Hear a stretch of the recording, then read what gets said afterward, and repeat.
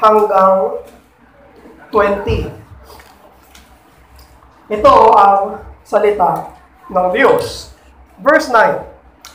For at that time I will change the speech of the peoples to a pure speech, that all of them may call upon the name of the Lord, and serve Him with one accord.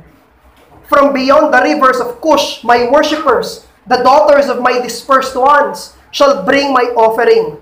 On that day you shall not be put to shame, because of the deeds by which you have rebelled against me. For then I will remove from your midst your proud, exalted ones, exultant ones, and you shall no longer be haughty in my holy mountain. But I will live in your midst a people humble and lowly. They shall seek refuge in the name of the Lord. Those who are left in Israel, they shall do no injustice and speak no lies, nor shall there be found in their mouth a deceitful tongue. For they shall graze and lie down, and none shall make them afraid. Verse 14. Sing aloud, O daughter of Zion. Shout, O Israel. Rejoice and exult with all your heart, O daughter of Jerusalem. The Lord has taken away the judgments against you. He has cleared away your enemies. The King of Israel, the Lord, is in your midst, and you shall never again fear evil.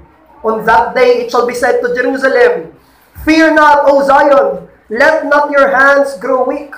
The Lord your God is in your midst, a mighty one who will save. He will rejoice over you, and He will quiet you by His love. He will exult over you with loud singing.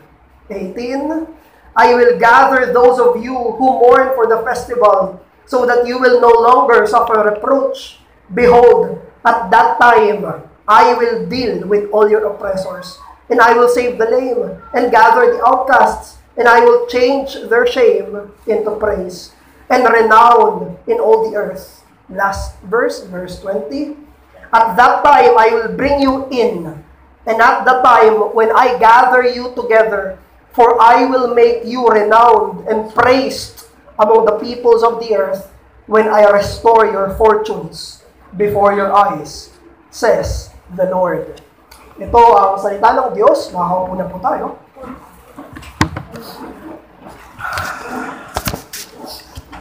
So, meron tayong tatlong sermon sa Zephaniah. So, yung una ay yung hatol ng Diyos sa loob ng bayan niya sa Israel. Yung chapter 2, major portion nun ay hatol ng Diyos sa mga nasa labas ng Israel. Yung mga nasa north nila, nasa south nila, nasa east nila, nasa west nila ng mga pagan nations. Pero ngayon, nandito na tayo sa chapter 3, sa final chapter ng Zephaniah.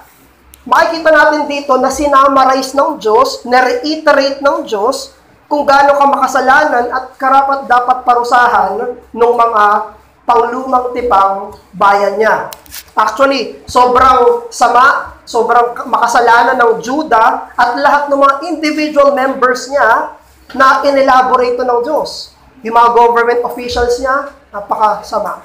Sila pa yung nangunguna sa pagkakasala sa Diyos. Yung mga pari nila, sila pa yung idolater. Yung mga propeta nila, dapat sila yung nagsasalita para sa Diyos. Nagdadala rin sa kanila sa kasalanan. Pero sa kabila ng total sinfulness ng lahat ng members ng Judah, in their time, tapat pa rin yung Diyos at matuwid pa rin yung Diyos at totoo pa rin siya sa mga salita niya para sa kanila. God wants Judah to repent and receive not the incoming fierce wrath. Kaya lang naman sinasabi ito ng Diyos, kaya niya nire-rebuke yung bayan niya, kasi ayaw niyang maranasan nila yung patas na hatol na ibibigay sa kanila. Kaya magsisimula sa verse 9, yung good news. Yung verse 1 to 8, hindi na natin binasa, summary yun ng sinfulness ng Judah. Pero mula verse 9, dito na papasok yung good news. Kung magsisisi sila, kung magre-repent sila, kung babalik sila doon sa sinasabi ng Diyos sa pangtipan ng mga pangako niya, they will end with good news. Ang sinabi ng Diyos, ito yung mangyayari. Lahat ng tao ay tatawag sa Diyos. Lahat ng tao ng Diyos na nakakalat ay ibabalik niya. They will be returned from exile. Tatanggalin ng Diyos yung mga mayayabang sa kalagitnaan nila. Ang matitira na lang ay yung mga mapagpakumbaba doon sa kalagitnaan nila. There will be a time when their sins and their punishments will be taken away. Aalisin ng Diyos yung mga kasalanan nila. God will give comfort to those who are burdened in their inability to worship and perfectly worship God. Lahat nung nawala sa kanila, sa panahon ng pagpaparusa sa kanila, ay ibabalik ng Diyos. God will honor them at the end of the day. So, maikling summary lang yan, lahat nung binasa natin kanina. Pero alam nyo ba na etong Zephaniah, isang beses lang siya kinote sa New Testament. May isang verse lang sa Zephaniah. Zephaniah 3 verse 13. Ayan lang, kaisa isang kinote sa New Testament, at kinote siya sa Book of Revelation. Yung Zephaniah 3:13 ay kinote sa Revelation 14 verse 5. At alam natin yung Revelation ay pumapatungkol of course sa pangyayari presently, pero meron din siyang eschatological significance. Na meron siyang panghinaharap, perpekto na kaluwalhatian later on. So, yung binabanggit sa Zephaniah na main theme tungkol sa the day of the Lord, totoo yun, na pang-eternal siya. Na pang-eternal prophecy siya. Ano yung mangyayari sa eternity nung mga sinasabihan ni Zephaniah? At sinasabi ni Zephaniah na sila na mga tatalima sa kanya, magpapasakop sa tipan ng biyaya, manunumbalik sa pananampalataya, tatalikuran nila, yung pagtalikod nila, sila ay magkakaroon ng mabuting walang hanggan. Good news. Mabuti yung walang hanggan nila. Yung propesiya tungkol sa katapusan ng mundo ay mabuting balita. Magiging mabuting balita para sa kanila. In one of our hymns, Day of Judgment, Day of Wonders. Sabi ni Pastor Erdy, di ba? The day of judgment is the day of wonders. Pero para kanino? Para sa kanila na mga maniniwala, makikinig doon sa rebuke ng Diyos, sa pagtatama ng Diyos, na lumapit sila sa totoong mabuting balita ng persona ni Jesus. The day of judgment is a day of wonder because the judgment day, that will be the time when the brand new world will come. Yung bagong sanlibutan ay papasok, darating, bababa. Kailan? Doon sa tinatawag na pinal ng araw. Kaya ito yung mensahe natin. Our last sermon and our last message sa Book of Zephaniah sa series natin. Ito yung mensahe. Ang propesiya ng Biblia sa katapusan ng mundo ay mabuting balita dahil tungkol ito sa paparating na perpektong daigdig. Ito ay mabuting balita dahil ito ay tungkol sa paparating na perpektong daigdig. The Bible prophecy about the end of the world is good news because it is about the incoming perfect world. Alam nyo na ngayong araw, August 6, ay noong 1945, ay kung kailan bumagsak yung atomic bomb doon sa Hiroshima. Nabanggit na natin yan kanina. But most of the time, when we think of the end of time, the end of ages, iniisip natin, ang katapusan ng mundo, parang magbabagsak ang Diyos ng impyerno sa lupa. Ganun ang pantingin natin. Ang ibababa ng Diyos sa mundo, sa katapusan ng panahon, is like a divine atomic bomb. Parang wawasakin niya, guguhuin niya yung sanlibutan. But the end of the world, according to scriptures, is not like that. It's actually quite the opposite. Ang katapusan ng mundo ay katapusan ng mundong bumagsak sa kasalanan at bagong simula ng isang mundong maluwalhati. God, at the end of time, will renew the world He will bring a resurrected world. He will remake this fallen world into a glorified paradise. At yun yung nakikita natin sa verse 9 hanggang 20. Yan ay itsura ng perpektong mundo. Yan ay itsura ng isang maluwalhating sanlibutan. God will resurrect this world. Kaya dito sa short book ng Zephaniah, isa siyang minor prophet, napakaikli niya, 3 chapters lang, it shows us what a perfect world looks like. Anong itsura ng isang perpektong daigdig? So, meron tayong hindi pa exhaustive ito dahil napakaraming dinidiscuss doon sa chapter 3. Pero let me summarize that in 3 ways. Ano itsura ng perfect world? Una, number 1, it is where ethnic groups are converted. Number 2, it is where evil people are excluded. And number 3, it is where divine communion is perfected. Kung saan merong tatlong yan, yun ang perpektong mundo.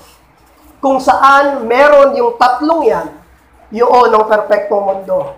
Kung saan lahat ng lahi ay ligtas. Kung saan lahat ng mga masasama ay wala. At kung saan ang komunyon sa Diyos ay perpekto. Yan ang perpektong mundo. That is what a perfect world looks like, according to the prophet Zephaniah. So tignan natin yung una, where ethnic groups are converted. Nagpa-prophesy si Zephaniah primarily sa Judah at Jerusalem. Diba? Yan yung paulit. Kasi wala na Israel this time. Burado na sa mapa. Winasak na ng Diyos yung Israel because of their disobedience. Ang natitira na lang ay ang Judah. Kaya paulit-ulit siya, Judah, Jerusalem, Judah, Jerusalem. However, may mapapansin tayo very intriguing sa verse 9. Sa verse 9, yung pinakasimula ng good news, ang sinabi niya, for that time, I will change the speech of the peoples. Yung isang word lang na yun, peoples. Grammatically incorrect ba yun? People, marami na nga eh. Tapos peoples pa. Ang ibig lang sabihin ng peoples ay plural ng mga tao. Pag sinabing people sa scripture, people group, ethnic group. Kung pwede isipin, mga tribo. Sinasabi dito, maraming tribo, maraming grupo, maraming magkakaibang ethnicity, maraming ibang mga lahi. Hindi lang Israel, hindi lang yung mga Jews, kung hindi maging mga taga-ibang mga bansa. So, lahat ay kasama dito sa perpektong mundo to. Lahat ng uri ng mga grupo ng mga tao. Sa Zephaniah 7 chapter 3 verse 9 yon. And umaalingaw dito yung sinabi sa Revelation 7:9. If you remember, let me read it. Sabi sa Revelation 7:9. Behold, a great multitude which no one can number. From every nation, from all tribes, from all peoples, from all languages, standing before the throne and before the Lamb, clothed in white robes, with palm branches in their hands. Ito ay prophecy tungkol sa katapusan ng mundo. Sa katapusan ng mundo, itong mga iba't ibang lahi, iba't ibang grupo, iba't ibang lengguwahe, lahat sila ay may puting damit. Sila'y ligtas. Sila'y may damit ni Jesus, ng katuwiran ni Jesus. At lahat sila ay nagpupuri sa Diyos. Very interesting. Kasi yun mismo yung sinabi ng Zephaniah. Basahin ko sa inyo ulit yung verse 9. I will purify the lips of the peoples that all of them may call on the name of the Lord and serve Him. Maganda yung translation, NIV yata to eh. Shoulder to shoulder. Sa ESV, in one accord. Balikat sa balikat, lahat sila, iba't ibang nasyon, iba't ibang lahi, tumatawag sa Diyos. Iba't ibang nasyon, iba't ibang lahi, naglilingkod sa Diyos, balikat sa balikat. That is what a perfect world looks like. Yan ang itsura ng isang perpektong mundo. The incoming perfect world is a world that serves Christ Jesus. Hindi mo ma-imagine, no? Kasi ang description sa Bible ng world, negative, masama. Sinabi ni John na cosmos. Sinabi niya na world, for God so loved the world. Yung world doon is sinful world. So, pag sinabi, mag-ingat kayo sa sanlibutan, pinutokso kayo sa sanlibutan, parang, di ba? Negative yung connotation. Pero sa isang perpektong mundo, hindi na ganun. It is a world that serves Jesus Christ. Wala nang hindi naglilingkod sa Kanya. Walang hindi tumatawag sa Kanya. Walang hindi Kristiyano. Kaya doon sa paparating na ganap na daigdig, yun na isang mundo kung saan lahat, walang ni isang individual na hindi naglilingkod kay Heso Kristo.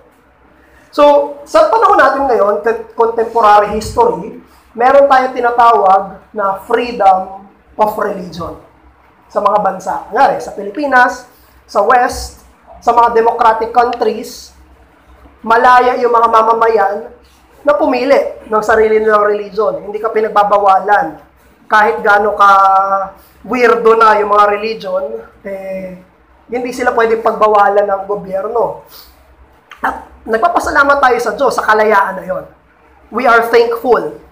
But etong senaryo ng freedom of religion, that is not the perfect world for a Christian.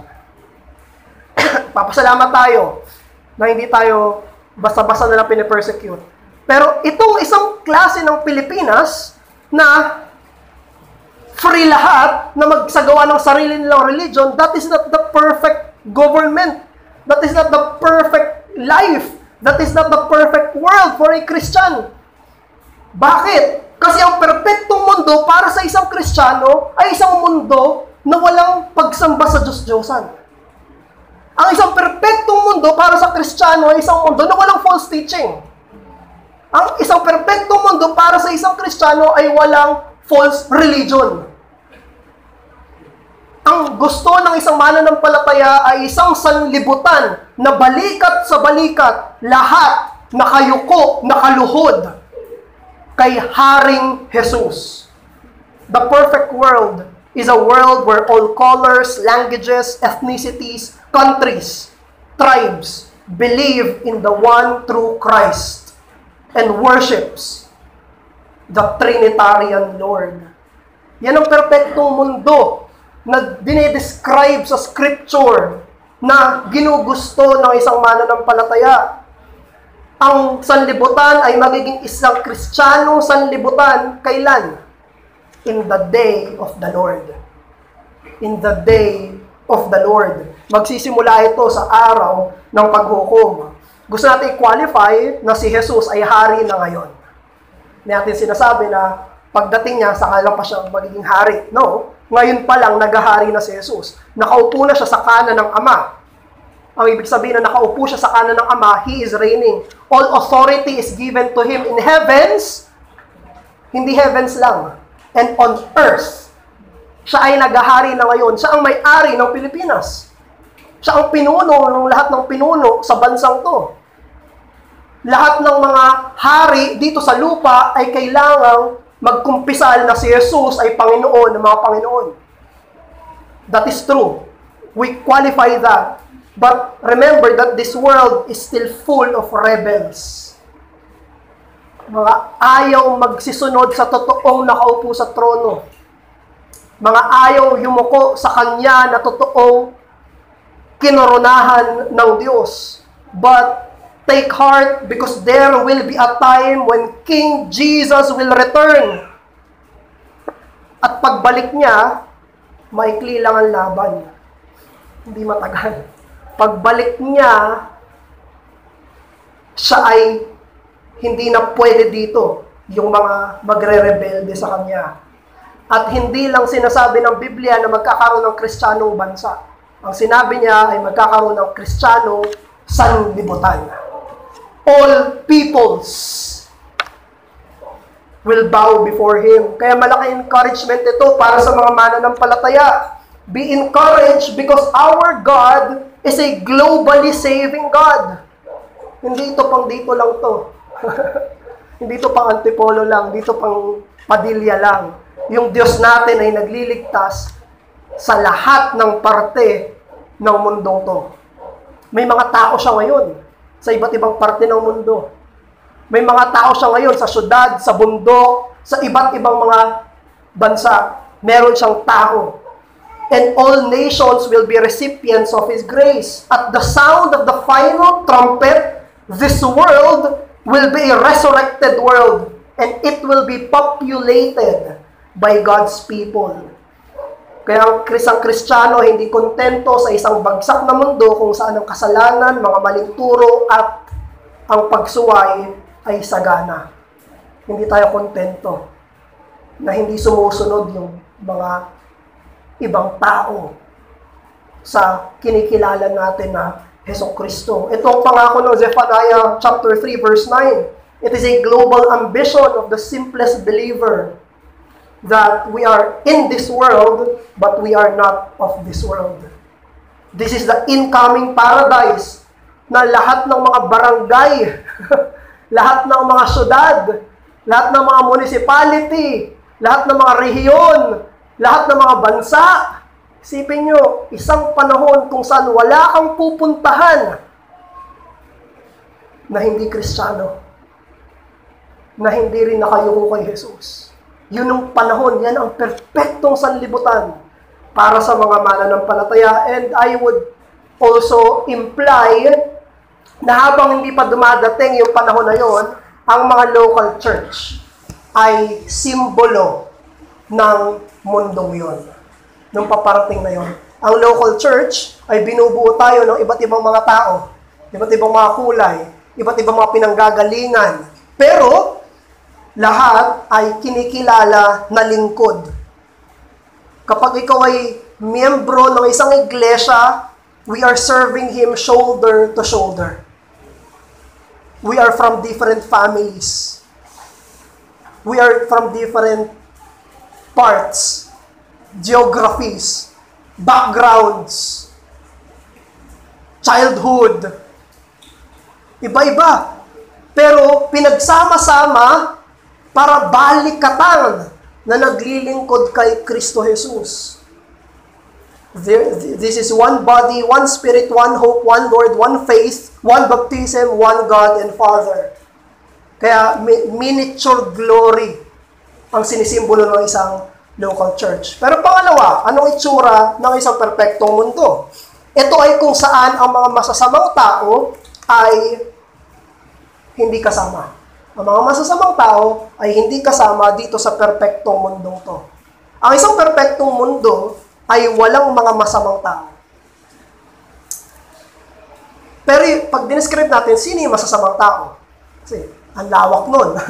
Pero dito sa scripture natin, ang binanggit sa Zephaniah na excluded dito sa perfect world na to, ay may isa silang word na ginamit. Verse 11.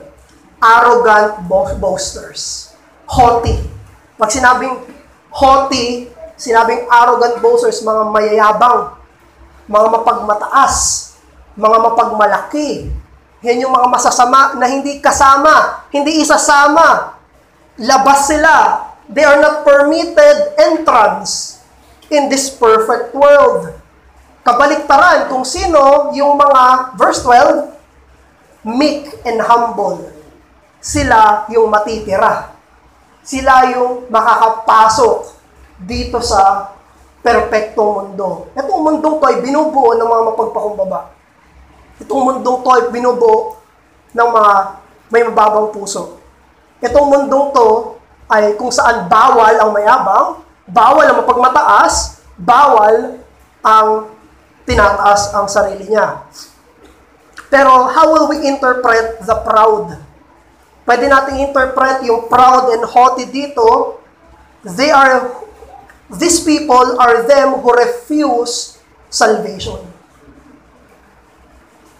They are them who refuse the good news of this God of Israel. At sino yung mapagpakumbaba? Sila na mga tumatanggap ng Ebanghelyo. Sila ang mga tinatawag na mapagpakumbaba. Because you should imagine that in the context of the whole scriptures. Pwede tayong may iba't ibang interpretation anong itsura ng kayabangan. Pwede tayong may iba-ibang interpretation anong itsura ng pagpapakumbaba. Pero according to scripture, ang pinakamataas na kayabangan ay tanggihan ang alok ng mabuting balita. Sinasabi, ito ang kapatawaran. Binigay ko ang bugtong kong anak. Okay lang ako. Hindi ko kailangan si Jesus. Hindi ko kailangan ng tagapagligtas. Hindi ko kailangan ng paglilinis. Hindi ko kailangan ng kapatawaran. Yan ay kayabangan. Yan ay pagmamataas na tanggihan yung alok ng awang kaligtasan. At pagpapakumbaba na tanggapin yon. Kasi sila ng mga tumatanggap ng pagpapala ng kaligtasan, sila yung mga umaamin na makasalanan ako. Hindi ako matuwid. Kulang ako. Kailangan ko mismo ng kapatawaran ng Panginoong Hesukristo. So, the pridefuls who remain outside of grace are excluded from the perfect world. Sila yung labas dito sa perpektong daigdig. The prideful, they reject the grace of salvation and they will be refused entrance in this glorified future. Hindi ba paraan naman talaga ng Diyos yan? Sinabi ng Panginoong Jesus, ibababa ko yung nagmamataas at itataas ko yung nagpapakababa. Yan yung paradox ng Christian faith. Ganyan kumilos yung Diyos, yan yung paraan ng Diyos. Hindi niya tinataas yung nagmamataas. Hindi niya binababa yung nagpapakumbaba. Baliktad. Magpakumbaba ka sa harapan ng bugtong kong anak, tataas kita. Magmataas ka sa harapan ng bugtong kong anak, ibabagsak kita. Dudurugin ng Diyos, ibababa ng Diyos sila na mga hindi yumuyuko kay Hesukristo. Matthew chapter 5, verse 5, Beatitudes. Blessed are the meek, for they shall inherit the earth. Mamanahin ng magpakumbaba itong mundong to. Itong daigdig na ito. Sila ang matitira dito. Kaya kung merong panawagan dito, lunukin mo yung pagmamataas mo. Swallow your pride. Run from your pride. And humble yourself before the Lord God of Scriptures. Yan ang hinihintay, pinapanawagan mismo ng Diyos sa mga mapagmataas. Nagmamataas ka, tigilan mo na yan. Ibaba mo yung sarili mo. Etong sanlibutan na paparating na ito ay mabuting balita lang sa mga nagpapakababa. Naalala niyo yung sermon ni Brother PJ sa Amos. May day of the Lord din doon. At sinabi, the day of the Lord will not be a light to them, but darkness.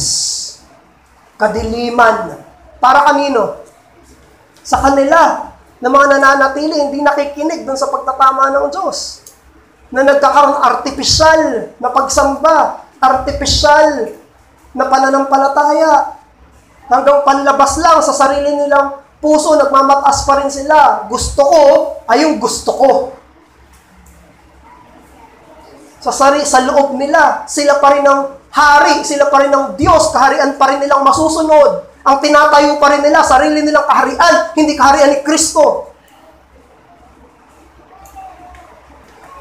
That will not fly at the judgment day. Ang naghihintay para sa mga totoong umiibig kay Jesus ay langit sa lupa, at ang naghihintay sa mga tumatanggi kay Jesus ay mas malala pa sa isang bangungot. Mas malala pa sa kamatayan na naghihintay sa kanila.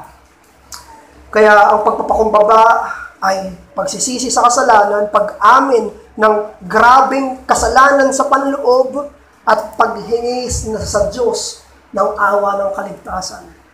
Yan ang pagpapakumbaba. Hindi pagpapakumbaba ay yumukulang. Hindi pagpapakumbaba ay manahimik lang. Hindi pagpapakumbaba ay hindi lang magsalita ng mayayabang na salita. Ang tunay na pagpapakumbaba ay pagyuko kay Jesus sa harapan ng krus niya. nung pumutok na balita, nung August 1, na sa Negros Occidental, dineklara si Pura Luca Vega na isang drug queen na persona non grata. Dahil nag-viral yung isa niyang video nung July 10, dahil nagkaroon itong lalaking to ng dance remix. At alam niyo yung dance remix niya, Ama Namin. Yung Ama Namin, ginawa niyang rock at sa isang entertainment local bar. Doon niya ginawa habang kino-cosplay niya si Jesus. So isipin niyo ito. So maraming Filipino, nasa Roman Catholic country tayo, marami talagang na-offend at pumutok itong balita na ito. At maraming mga bayan, maraming cities, hindi ko alam, sa Jensen din yata, nagdeklara na sila eh. Pero itong nakita kong balita sa Negros Occidental, dineklara siyang persona non grata. Ang ibig sabihin ng persona non grata, it is a Latin phrase para sa person not appreciated or person not welcomed. Sinasabi nila, ikaw, Pura Luca Vega, bawal ka na dito. Hindi ka namin i-welcome. Bawal ka sa lugar namin. Ang langit, ang walang hanggang kaluwalhatian, welcome ang mga makasalanan. Sa langit ng Diyos, sa langit na bababa sa lupa, welcome ang lahat ng klase ng makasalanan. Sila ay inaanyayahan ng Diyos, tara. Sa pamamagitan ni Jesus, tara. Pero merong isang klase lang ng makasalanan na hindi tatanggapin. Sila na mapagmataas. Hindi magsisisi. Hindi aamin na pumalya sila. Ipagpipilitan nila na matuwid sila.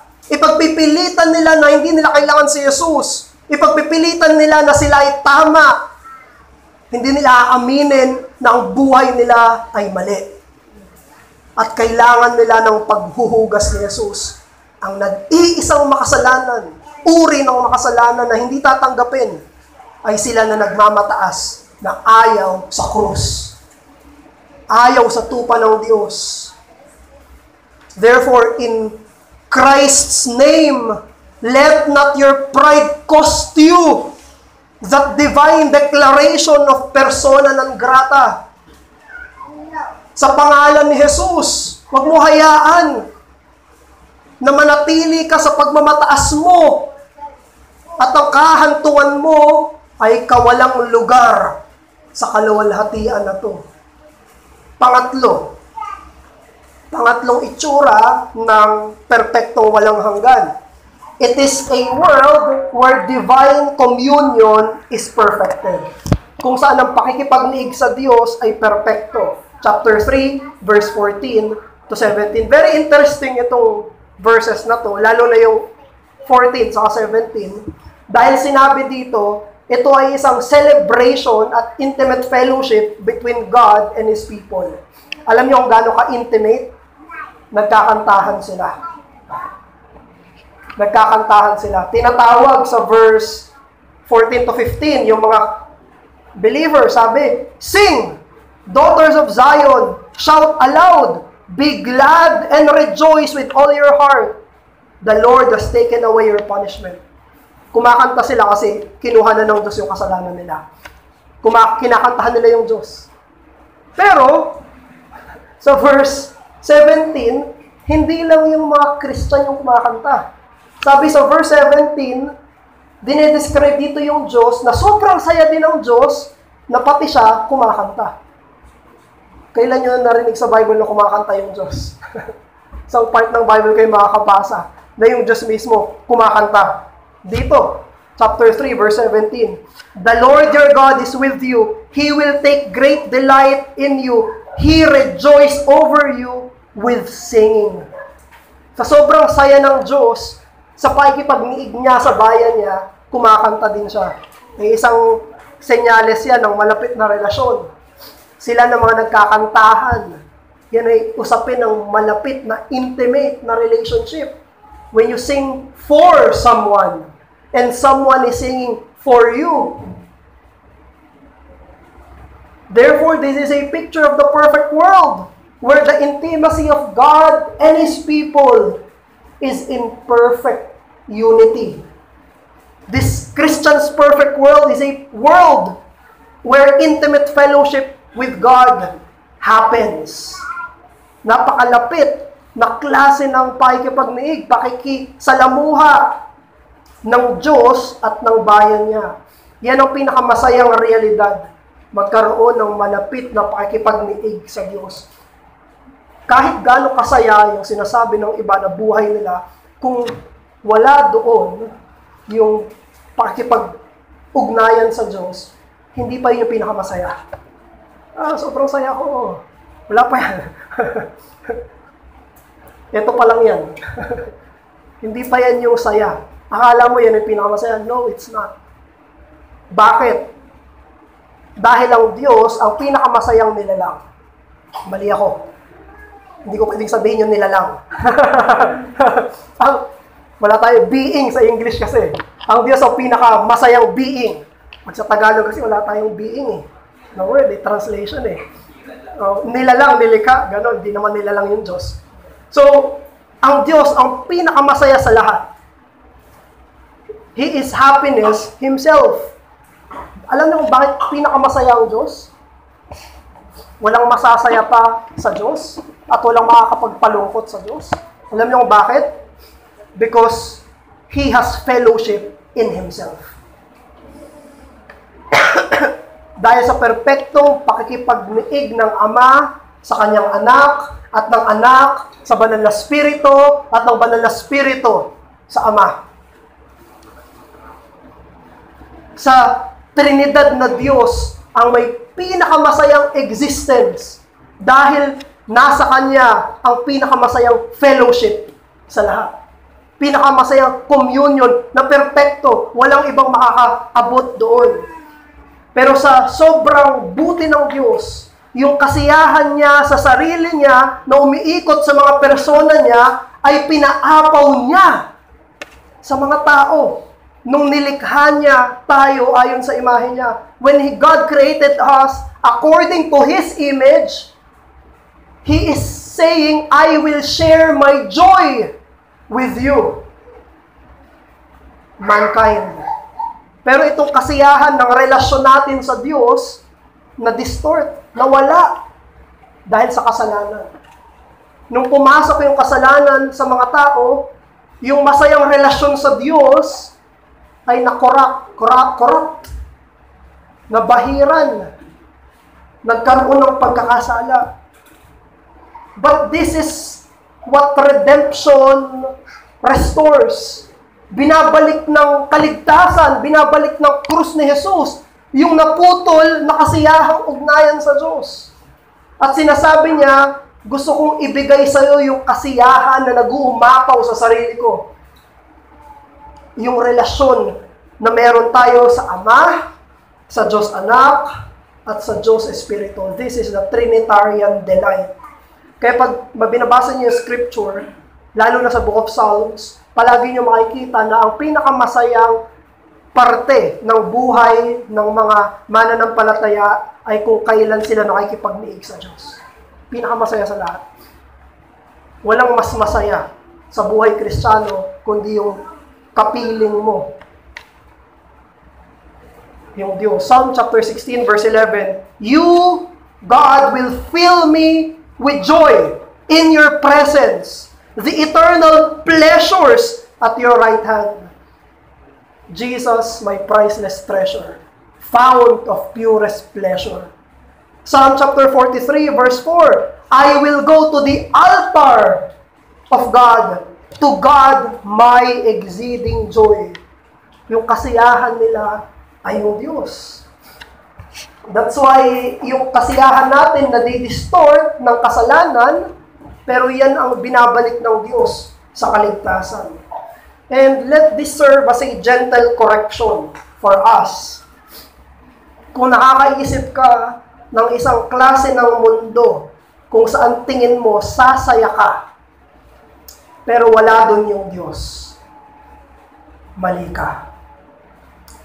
kung kaya mong mag-imbento sa isipan mo ng isang klase ng mundo na lahat ng gusto mo nandun, if you can create your own world, invent your own world, live in your fantasy world, but God is not there, I will tell you, the scriptures is telling you, this pulpit is telling you, that is a miserable world. That world will disappoint you.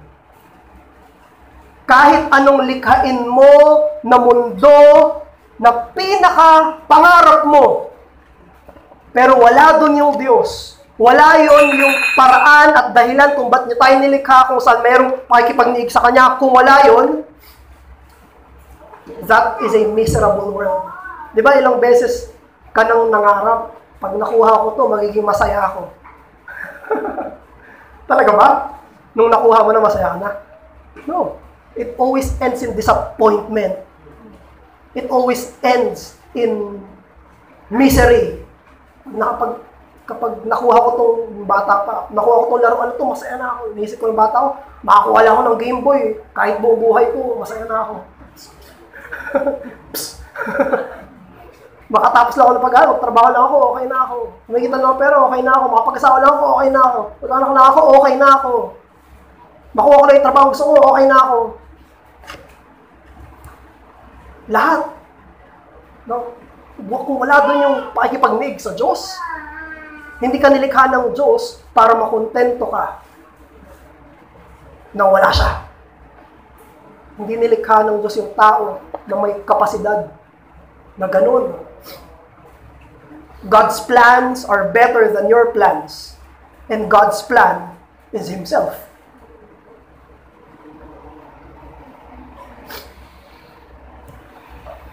God's plan is better than all of our fantasy worlds combined. This communion with Him, it is superior to your DIY world. But let this also be an encouragement for us Christians. Because as Christians, ang pinakagusto natin ay makipagniig sa Diyos. Pero natagpuan palagi natin yung mga sarili natin na malamig. Kapag nagkakaroon ako ng counseling, kapag nagkakaroon ako ng mga pakikipag-usap sa mga Christians, isa yan sa pinakamalaking problema palagi, panlalamig. Wala yung kasiyahan ko sa Diyos. Yun yung gusto ko, magkaroon ako ng kasiyahan sa Diyos. Then let this be an encouragement for you. There will be a time. Maghintay ka habang maging tapat ka, habang hinihintay mo yung pagkakataon na yan. Yung araw na yan. Wait for the day of the Lord where there will be no more cold communion with your beloved God. Darating yung panahon kung saan magkakaroon tayo ng perpektong kasiyahan na pakikipagniig sa Kanya. Wala nang panlalamig doon. Wala nang malayong relasyon doon. Makikipagniig ka sa Kanya na walang kasalanan, sa Kanya na nagtiis sa'yo, sa Kanya na nagmahal sa'yo, sa Kanya na naging marahan sa'yo, sa Kanya na pumili sa'yo sa walang hanggan, sa Kanya na umibig sa'yo sa pinakamadilim na parte ng buhay mo, sa Kanya na tumawag sa'yo sa pagiging rebelde mo, sa Kanya na nagpalambot ng puso mo, sa Kanya na nagsakripisyo ng sarili niyang buhay para sa kaligtasan mo. You will have a perfect communion with Him. Alam niyo, sa Chronicles of Narnia, sobrang haba pala nun. Hindi ko pala tapos. Nung libro na hindi lang pala yun yung ano yun? Lion, Witch, and the Wardrobe. Hindi lang pala yun. Book 1 pala yun. Haba pa. Nasira na yung e-book, hindi pa rin tapos. Pero sa dulo, ng Chronicles of Narnia, The Last Battle, ito yung sinabi ni C.S. Lewis. Sabi niya, now, at last, they were beginning chapter 1 of the great story, which goes on forever, in which every chapter is better than the one before. Sa dulo ng panahon, sa dulong yugto ng buhay, kung saan magsisimula na yung walang hanggan, kung may pakikipag-isa kay Jesucristo, may kasiyahan at kasiyahan at kasiyahan at kasiyahan at kasiyahan na mas higit pa kaysa sa kahapon. We will have a growing happiness in that world. Hindi siya isang happiness lang. Yung kasiyahan, mas higit pa doon sa kasiyahan kahapon. Tapos, higit pa ulit, yung bukas sa kasiyahan kahapon, the joy of the Lord is not cheap. Is not cheap joy. Yung kasiyahan sa Panginoon ay malalim, lumalago, araw-araw sa walang hanggan. It is a joy that is better, always better than before. Wait for that. Cling while waiting for that. And as we conclude, bilang pagtatapos, ang libro ng Zephaniah ay nagtatapos sa mabuting balita. Katulad ng huling libro sa Bagong Tipan ay nagtatapos sa mabuting balita. Dahil ang katapusan ng panahon ay magtatapos din sa mabuting balita. Sinabi ni Jesus, maghahanda ako ng lugar para sa iyo. I will prepare a place for you. Itong mundo na to ay hindi natin mundo. Ang paparating na mundo ang hinanda ni Jesus. Natahanan natin. Manalangin tayo. Ama namin, Diyos, kapangyarihan sa lahat. Salamat po dahil naghanda ka ng isang perpektong mundo, isang perpektong lugar, isang perpektong walang hanggan kung saan nandun ka. Nandun ang perfeksyon mo. Nandun ang sarili mong likha. At makakapasok kami dito sa pamamagitan ng bugtong mong anak. Maraming salamat po dahil hindi kami marunong. Hindi kami marunong lumapit. Hindi kami marunong gumawa ng paraan. At kung gagawa kami ng mga paraan ng kaligtasan, ito'y mali. Ito'y kapos. Salamat sa pangkaligtasang krus ni Jesus. Kung saan ito yung pinto para sa isang perpektong mundo na nilikha mo sa biyaya mo. Pinupuri ka namin sa pangalan lamang ni Jesus.